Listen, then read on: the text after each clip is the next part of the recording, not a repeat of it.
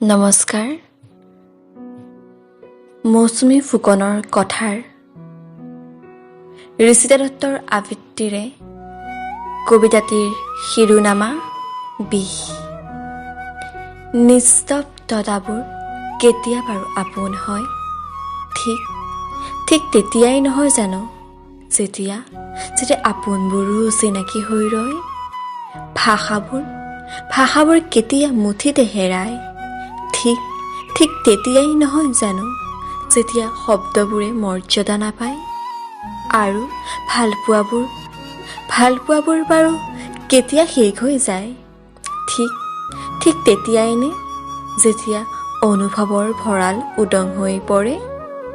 বিষবোৰৰ আকৌ উজান উঠিছে জানা, হিয়াৰ সুৰুঙাই উজাই আহি ৰৈ আছে ঠিক অশ্ৰু হৈ।